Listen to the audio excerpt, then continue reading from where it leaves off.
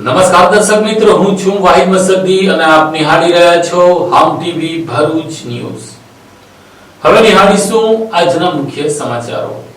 ભરૂચ નગરપાલિકામાં આજે પ્રથમ સામાન્ય સભા મળી હતી, જેમાં પશુના પગલે યુવાનનું મોત અને દિવાલ તૂટી પડવાની ઘટનામાં પિતા પુત્રના મોત માટે પાલિકાના સત્તાધીશોને જવાબદાર હોવાનું કહી આકરા આક્ષેપો કરવાની સાથે સાથે વિપક્ષના નગરસેવકોએ સભા ગજવી હતી. જ્યારે પાલિકાની સમિતિઓના ચેરમેનની નિમણૂકમાં નીનાભાઈ યાદવ અને ધનજી ગોહિલને તેમને મળેલી સમિતિઓના ચેરમેન બનવાનો સખત શબ્દોમાં નન્નો ભણી દીધો હતો.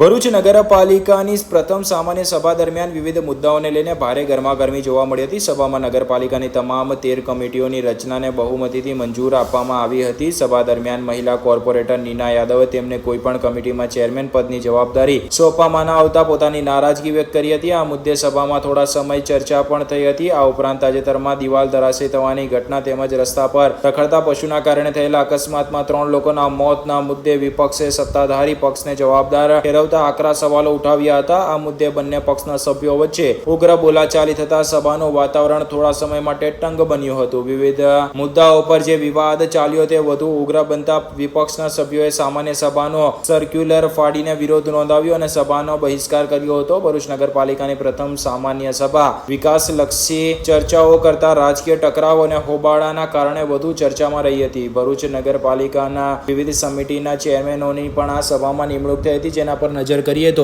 કારોબારી સમિતિમાં Pragnesh Patel, water works and gutter કમિટીમાં હેમેન્દ્ર પ્રજાપતિ, પબ્લિક વર્ક્સ કમિટીમાં Arpan Joshi, finance and taxation કમિટીમાં ચિરાગ ભટ્ટ, કાયદા કમિટીમાં કાજોલ વસાવા, ફાયર અને મોટર ગેરેજ કમિટીમાં ચેતન રાણા, સમાજ કલ્યાણ કમિટીમાં જય મકવાણા, એસ્ટાબ્લિશમેન્ટ કમિટીમાં દક્ષા વસાવા, લાઇટ કમિટીમાં ભાવિન પટેલ, સેનેટરી કમિટીમાં જિગીશા પટેલ, શોપ્સ એન્ડ એસ્ટાબ્લિશમેન્ટ કમિટીમાં વિશ્રુતિ દૂધવાલા, મેડિકલ કમિટીમાં ભાવિન મિસ્ત્રી, બાગ બગીચા કમિટીમાં હેમાંગીની મિસ્ત્રીની નિમણૂક કરવામાં આવી હતી. અત્રે ઉલ્લેખ કરવો રહ્યો કે આ કમિટીઓની રચના દરમિયાન કેટલાક નગરસેવકોની અવગણના થતા તેઓએ આ મામલે જાહેરમાં જ પોતાનો વિરોધ નોંધાવ્યો હતો. ત્યારે આંતરિક અસંતોષ હવે ચરમસીમાએ પહોંચ્યો છે અને ઉભરાઈને સામે પણ આવી રહ્યો છે. ત્યારે આગામી દિવસોમાં આવા મુદ્દાઓ પણ અસર કરે નવાય નહીં, કારણ કે પાછલી ચૂંટણીમાં વર્ષોથી ભાજપ સાથે જોડાયેલા લોકોએ ટિકિટ ન મળવા પર અન્ય પક્ષોમાંથી પણ ચૂંટણી લડીને તેઓ જીતીને પણ બતાવ્યું છે. અંકલેશ્વર નગરપાલિકામાં આજે મળેલી સામાન્ય સભામાં વિપક્ષના હોબાળાની સાથે સાથે વિવિધ સમિતિઓના ચેરમેનની નિમણૂક કરવામાં આવી હતી. સ્થાનિક સ્વરાજ્યની ચૂંટણી બાદ છેલ્લા 3 મહિનાથી અટવાયેલી ભરૂચ અને અંકલેશ્વર નગરપાલિકાની વિવિધ સમિતિઓના ચેરમેનની નિમણૂકનો આખરે અંત આવ્યો છે. શુક્રવારે સવારે 11:30 કલાકે નગરપાલિકાના સભાખંડમાં યોજાયેલી સામાન્ય સભામાં વિવિધ સમિતિઓના ચેરમેનના નામોની મંજૂરી આપવામાં આવી હતી. જોકે કેટલાક દાવેદારોને સ્થાન ન મળતા બેઠક દરમિયાન અસંતોષના દ્રશ્ય પણ સામે આવ્યા હતા. ચૂંટણીના પરિણામ જાહેર થયા બાદ પ્રમુખ અને અન્ય મુખ્ય હોદ્દેદારોની નિમણૂક થઈ ગઈ હતી, પરંતુ સમિતિઓના ચેરમેનની પસંદગી રાજકીય સમીકરણો અને આંતરિક ખેંચતાણના કારણે સતત અટવાઈ રહી હતી. અનેક સભ્યોને મહત્વના હોદ્દાની આશા રાખી રહ્યા હતા, જેના કારણે છેલ્લા કેટલાક દિવસોથી પક્ષના નેતૃત્વ વચ્ચે સતત મંથન અને બેઠકોનો દોર શરૂ હતો અને ચાલી રહ્યો હતો. અંતે પક્ષના નેતૃત્વએ ચર્ચા વિચારણા બાદ વિવિધ સમિતિઓના ચેરમેનના નામ જાહેર કર્યા અને રાજકીય વર્તુળોમાં નિમણૂકોને મહત્વપૂર્ણ માનવામાં આવી રહી છે, કારણ કે આગામી સમયમાં શહેરના વિકાસ કાર્યોમાં આ સમિતિઓ નિર્ણાયક ભૂમિકા ભજવશે. સમિતિઓની જાહેરાત બાદ કેટલાક દાવેદારોને સ્થાન ન મળતા નારાજગી જોવા મળી હતી. સામાન્ય સભા દરમિયાન કેટલાક સભ્યો વચ્ચે ચર્ચા અને મતભેદ પણ સર્જાયા હોવાનું જાણવા મળ્યું છે. મુદ્દાની ફાળવણીને લઈને આંતરિક અસંતોષ આગામી દિવસોમાં રાજકીય અસર ઊભી કરે તેવી ચર્ચા પણ ચાલી રહી છે. અંકલેશ્વર નગરપાલિકાની વિવિધ સમિતિઓ પૈકી કારોબારી સમિતિમાં Rahul Nagjibhai Vamja, water works and gutter કમિટીમાં વિશાલ વિજયભાઈ ચૌહાણ, ડ્રેનેજ સમિતિમાં સંદીપ જમિયતભાઈ પટેલ, ફાયર એન્ડ વાહન સમિતિમાં અંકિત ચીમનભાઈ રાઠોડ, લાઇટ સમિતિમાં Manisha Hemantbhai Patel, health and sanitation સમિતિમાં નરેન્દ્ર ગણપતભાઈ પટેલ, ડિસ્પેન્સરી સમિતિમાં દર્શના કેયુરભાઈ રાણા, બાગ બગીચા અને રિક્રિએશન સમિતિમાં હેતલ મિનેશ કુમાર ગાંધી, માધ્યમિક શાળા સમિતિમાં શિલ્પા કલ્પેશ સુરતી તેમજ એપીએમસી સમિતિમાં અમીષા સુનિલ પટેલને ચેરમેન પદે વરણી કરવામાં આવી છે. 3 મહિનાની લાંબી રાજકીય અનિશ્ચિતતા બાદ સમિતિઓની રચના પૂર્ણ થતા વહીવટી કામગીરી હવે નવી દિશા મળશે, પરંતુ નારાજ દાવેદારોના અસંતોષ આગામી દિવસોમાં ચર્ચાનો વિષય બની શકે છે. સભા સમાપ્ત થયા બાદ વિપક્ષે કોંગ્રેસે નગરપાલિકાના વહીવટ પર આક્ષેપો કર્યા હતા. કોંગ્રેસે જણાવ્યું હતું કે નિયમ મુજબ સામાન્ય સભાના 3 દિવસમાં સભ્યોને મિનિટ્સ બુક ઉપલબ્ધ કરાવવી જોઈએ, પરંતુ છેલ્લા કેટલાક સમયથી 3 મહિનાના વિલંબ બાદ મિનિટ્સ બુક આપવામાં આવી રહી છે. વિપક્ષે આક્ષેપ કર્યો છે કે મિનિટ્સ બુક્સ આપવામાં થતો આ વિલંબ તેમાં છેડછાડ થવાની શક્યતા ઊભી કરે છે. આ મુદ્દે નગરપાલિકાના વહીવટ સામે સવાલો ઊભા થયા છે. જોકે વિપક્ષના આક્ષેપો અંગે સત્તાપક્ષ તરફથી કોઈ સત્તાવાર પ્રતિક્રિયા આપવામાં આવી નથી. અંકલેશ્વર શહેરના સ્ટેશન રોડ વિસ્તારમાં આશિયાના હોટલ પાસે પાર્ક કરેલી કારને અજાણ્યા લોકોએ આગ લગાડી હોવાની ઘટનામાં કારના માલિકે આ મામલે સોશિયલ મીડિયામાં ધર્મના વિશે બોલનારા સામે અવાજ ઉઠાવતા તેના ઘર પાસે પાર્ક કરેલી કારને આગ લગાવી દીધો હોવાની ફરિયાદ દાખલ કરાવી છે.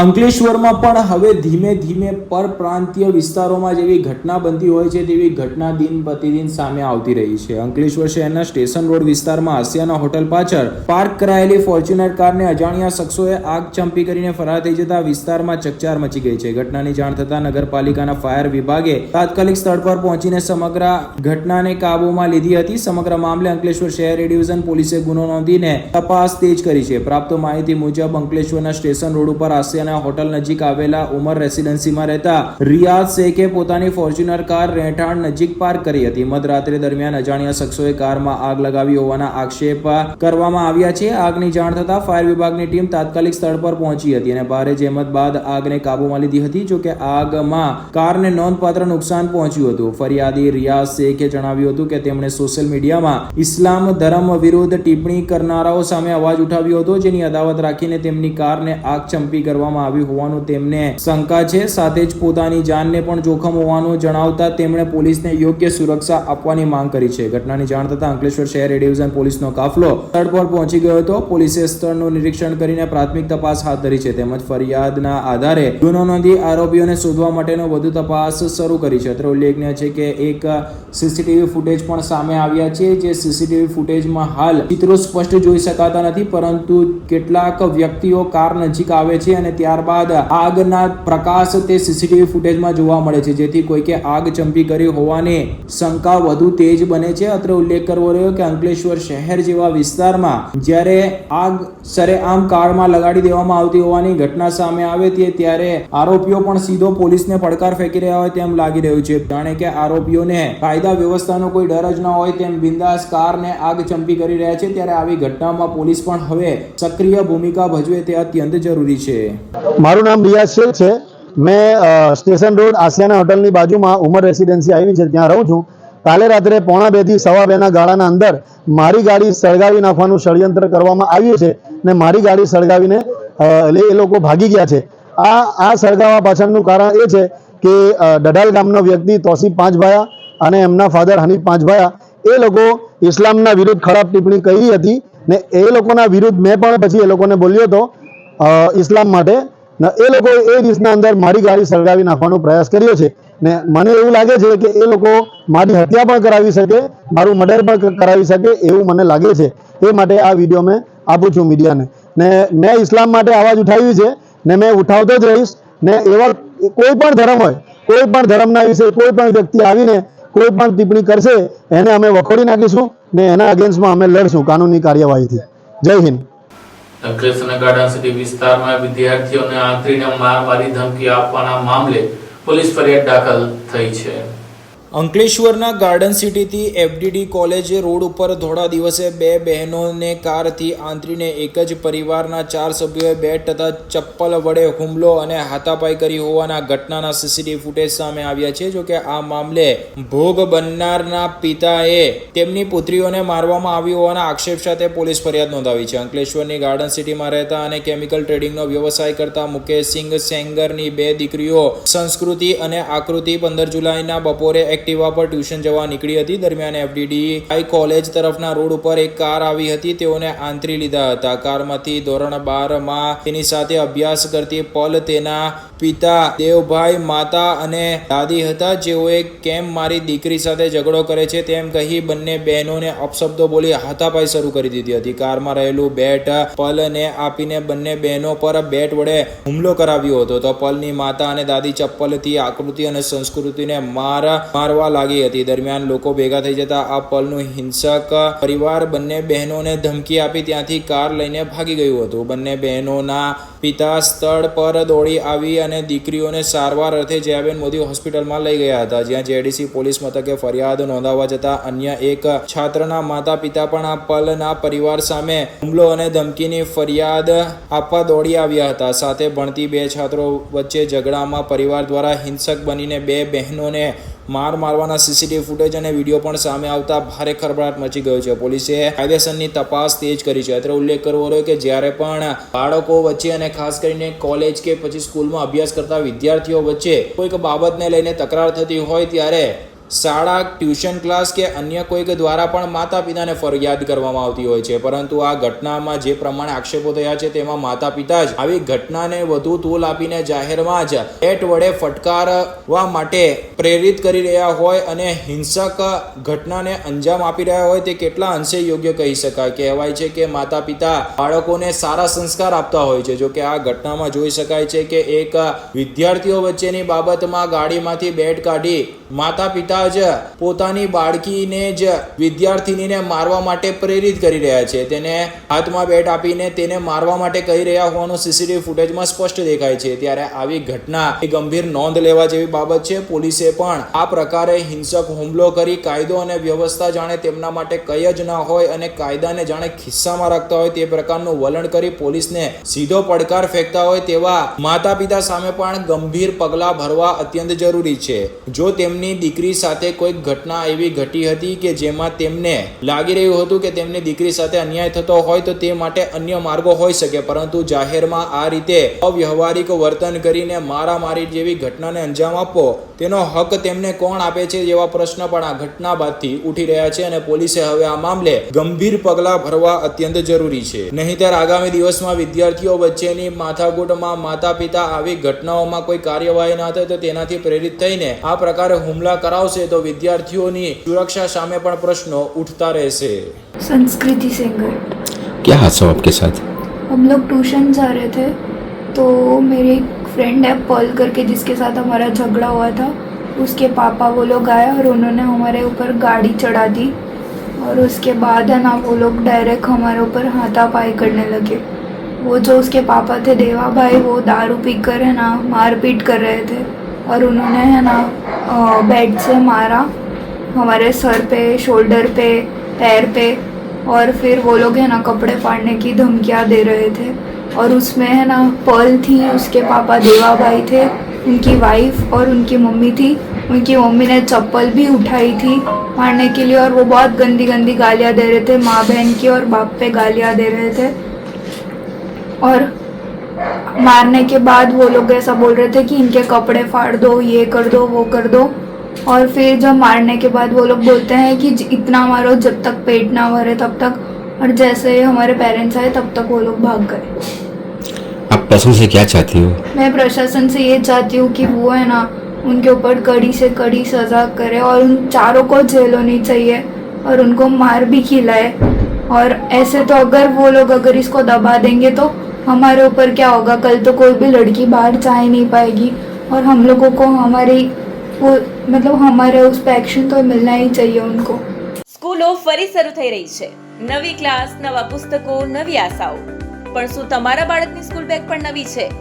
જો નહીં તો હવે ચિંતા કરવાની જરૂર નથી, કારણ કે અંકલેશ્વરની જાણીતી કિસ્મત લગેજ લઈને આવી છે ધમાકેદાર સ્કૂલ બેગ એક્સચેન્જ ઓફર. હવે તમારા બાળકની જૂની સ્કૂલ બેગ લઈને આવો અને મેળવો પહેલેથી ચાલી રહેલા 25% થી 45% સુધીના ડિસ્કાઉન્ટ પર વધારાનું 10% એક્સચેન્જ ડિસ્કાઉન્ટ. કિસ્મત લગેજ ખાતે મળશે 250 રૂપિયાથી લઈને 2500 રૂપિયા સુધીની અદ્યતન ડિઝાઇન વાળી મજબૂત અને બ્રાન્ડેડ સ્કૂલ બેગનો વિશાળ સંગ્રહ. અમે માત્ર વેપારી જ નહીં પરંતુ જાતે બેગ મેન્યુફેક્ચરર પણ છીએ, એટલે તમને મળશે શ્રેષ્ઠ ગુણવત્તા, વ્યાજબી ભાવમાં અને ખાસ વાત, વિવિઝા કંપનીની પસંદગીની બેગ પર 18 મહિનાની ગેરંટી પણ.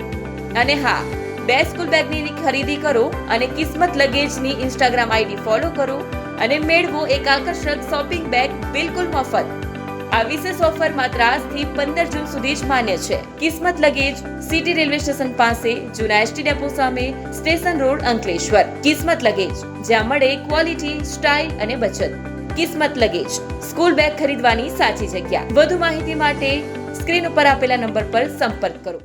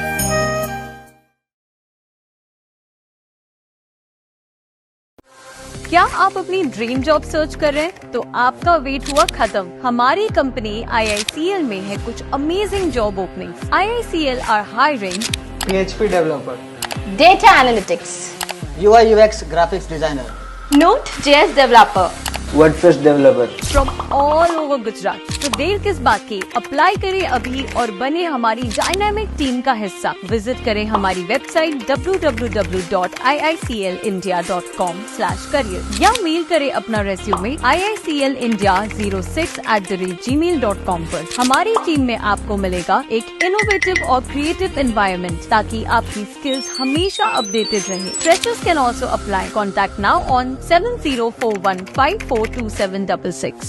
ભરૂચ જિલ્લા પંચાયતમાં મળેલી સામાન્ય સભામાં આજે વિવિધ સમિતિઓના ચેરમેનોની નિમણૂક કરવામાં આવી હતી.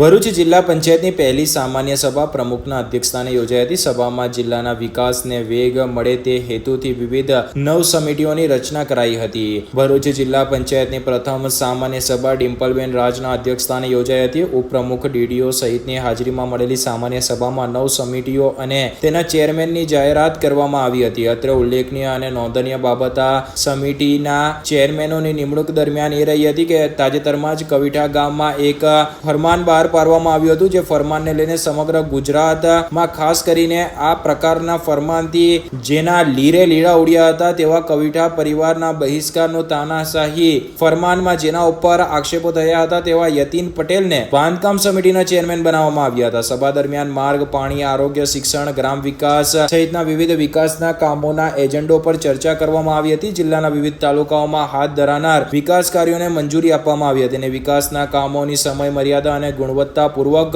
પૂર્ણ થાય તે માટે સંબંધિત અધિકારીઓને સૂચના આપવામાં આવી હતી. અત્રે ઉલ્લેખનીય છે કે કવિઠા ગામમાં જે તાલિબાની સજાના ફરમાનની જેમની સામે આક્ષેપો હતા એવા યતીન પટેલને બાંધકામ સમિતિના અધ્યક્ષ બનાવવામાં આવ્યા હતા, જે ઘણી નોંધપાત્ર બાબત રહી હતી. અત્રે ઉલ્લેખ કરવો રહ્યો કે જ્યારે કોઈક ઉપર આવા ગંભીર પ્રકારના આક્ષેપો થતા હોય અને ખાસ કરીને એવી ઘટના કે જેણે ગુજરાત રાજ્યમાં ચર્ચામાં સ્થાન જમાવ્યું હોય તેવા મુદ્દા પર જ્યાં સુધી આ મામલે તપાસ ન થાય ત્યાં સુધી તો એ વ્યક્તિને ખાસ કરીને મુક્ત મુખ્ય હોદ્દાઓ કેવી રીતે આપી શકાય તે પણ એક ચર્ચાનો વિષય બન્યો છે. અત્રે ઉલ્લેખનીય છે કે અન્ય 9 સમિતિના ચેરમેનોના પણ નામ જાહેર કરવામાં આવ્યા છે, જેમાં કારોબારી સમિતિમાં પ્રવીણ પટેલ, સામાજિક ન્યાય સમિતિમાં દિનેશ રોહિત, શિક્ષણ સમિતિમાં કરમીશા પટેલ, બાંધકામ સમિતિમાં યતીન પટેલ, આરોગ્ય સમિતિમાં વિમલ પટેલ, અપીલ સમિતિમાં ડિમ્પલ રાજ, ઉત્પાદન સહકાર સિંચાઈમાં સેવંતુ વસાવા, મહિલા બાળ વિકાસમાં કુસુમ વસાવા, હળપતિ ભૂમિહીન ખેત મજૂર આવાસમાં ગીતા વસાવાની નિમણૂક કરાઈ છે.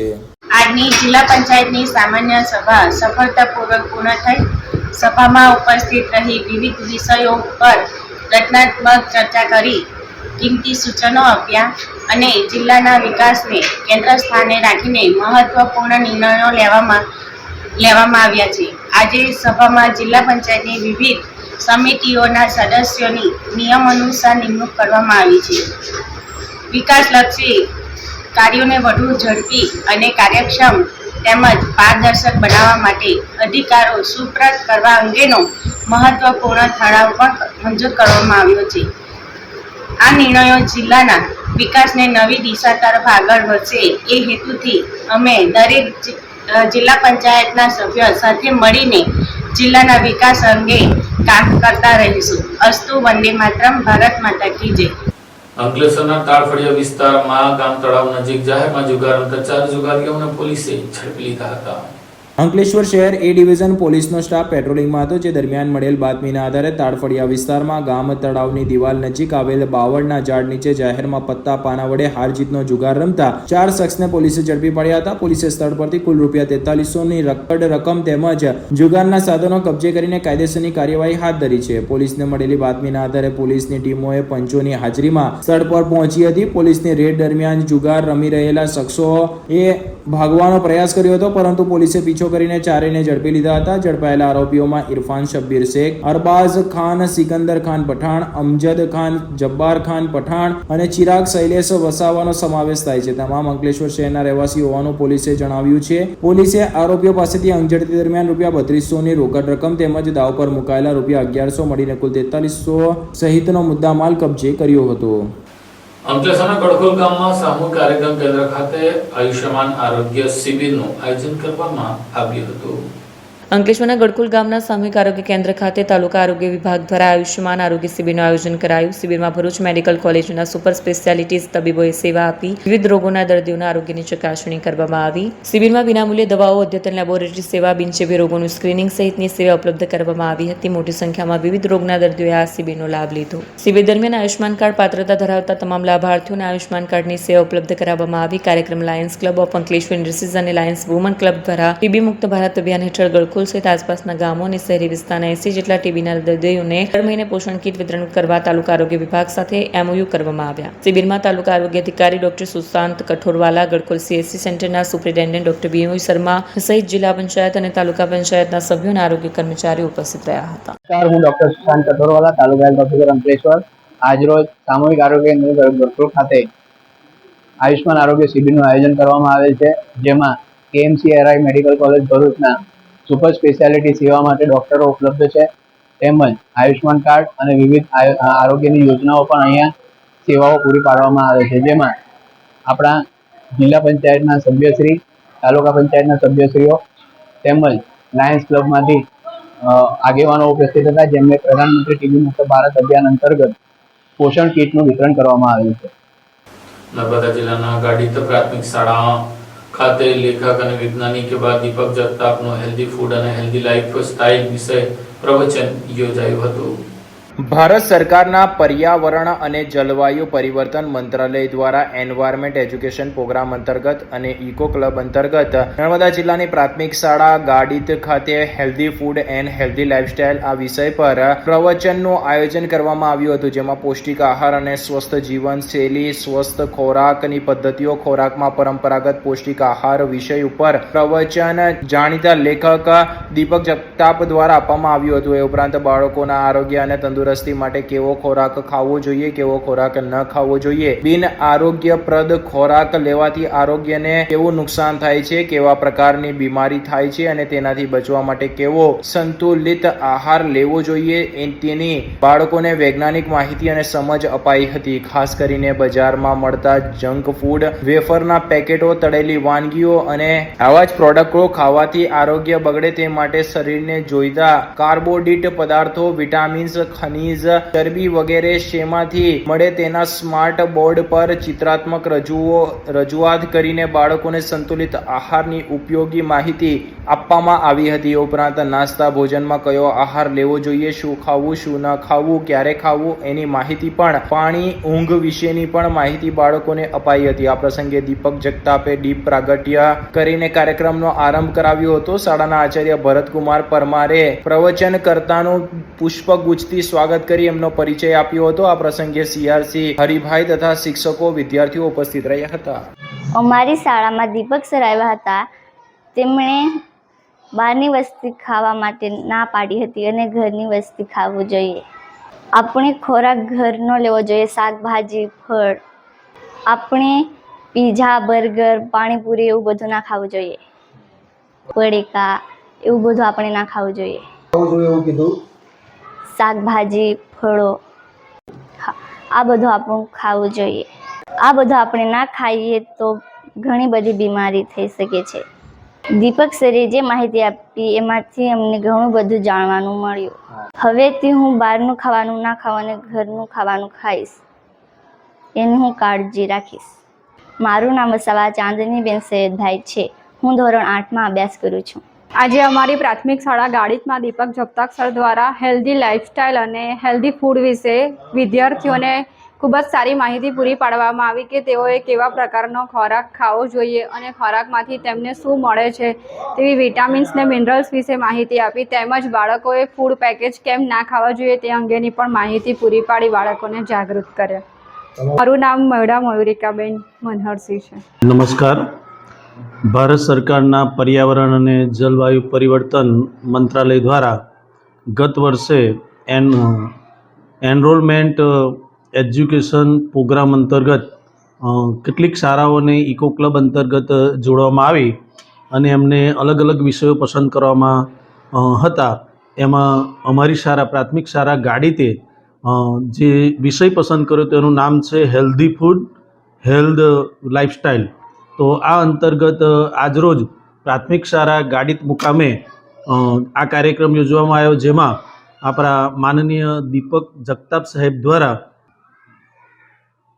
આપણી વચ્ચે દીપક જગતાપ સાહેબ દ્વારા આજરોજ પ્રાથમિક શાળા ગાડિતમાં, જેઓ પોતે એક વિજ્ઞાન લેખક છે અને એમણે ઘણા બધા પુસ્તકો પણ લખેલા છે, એમનું આરોગ્ય વિષયક પણ પુસ્તક છે, તો એમના દ્વારા આજરોજ ગાડિત પ્રાથમિક શાળામાં બાળકોને સુંદર માર્ગદર્શન આપવામાં આવ્યું. જેમ કે બાળકોએ કયા પ્રકારના ખોરાક લેવા જોઈએ, એમને કયા વનસ્પતિ અથવા તો કઈ જે શાકભાજી છે એમાંથી કયા તત્વો મળે છે એ બાબતે વિસ્તૃત ચર્ચા કરવામાં આવી અને બાળકોને પોતે હેલ્ધી લાઇફસ્ટાઇલ કઈ રીતે જીવી શકે અને આરોગ્ય કઈ રીતે પોતાનું વધારી શકે એ માટેની ખૂબ એવી વિસ્તૃત ચર્ચા કરવામાં આવી. આજે પ્રાથમિક શાળા ગાડિતમાં આવી એમણે આ સુંદર બાળકોને જે માર્ગદર્શન આપ્યું છે એ બદલ શાળા પરિવાર તરફથી હું પરમાર ભરતકુમાર પરસોત્તમભાઈ, શાળાના આચાર્ય, એમનું ખૂબ ખૂબ આભાર વ્યક્ત કરું છું. આ સાથે ટીવી ભરૂચના સમાચાર પૂર્ણ થાય છે. આવતીકાલે ફરી મળીશું. ત્યાં સુધી રજા આપશો. નમસ્કાર.